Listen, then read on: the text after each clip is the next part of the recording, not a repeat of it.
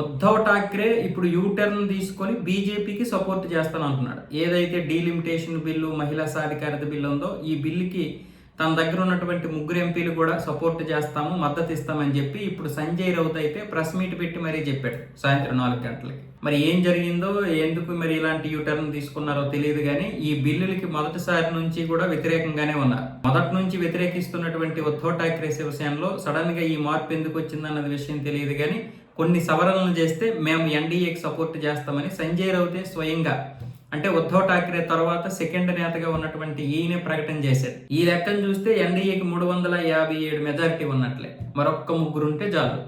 ఎందుకంటే శరద్ పవార్ ఎన్సీపీకి చెందినటువంటి 8 మంది, అలాగే డిఎంకేకి చెందినటువంటి 28 మంది, అలాగే అటు టీఎంసీకి చెందినటువంటి 20 మంది ఎంపీలు, ఇలా అందరూ కలిపితే ఇప్పుడు 357 వరకు వస్తున్నారు ఉద్ధవ్ ఠాక్రే ముగ్గురు ఎంపీలతో కలిపి. సో ఈ విధంగా మొత్తం ఉద్ధవ్ ఠాక్రేకి 9 మంది ఉండారు, 6 వచ్చేసి సిండే శివసేన వర్గంలో చేరిపోయారు.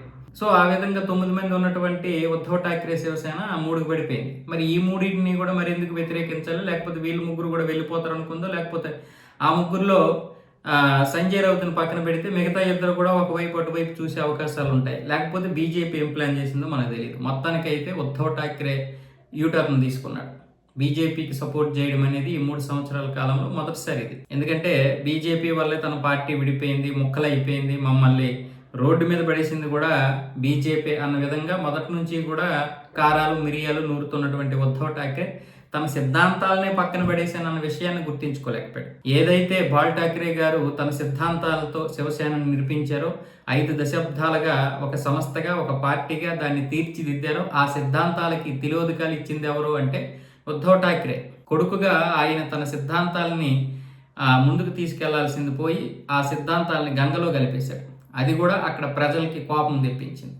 అందుకే పార్టీ 2 ముక్కలు అయిపోయింది. ఆ విషయం కూడా ఉద్ధవ్ ఠాక్రే అంగీకరించగలగాలి. కానీ రాజకీయ నాయకులకి ఒక విధంగా అహం అడ్డం వస్తుంది, దాన్ని అంగీకరించలేక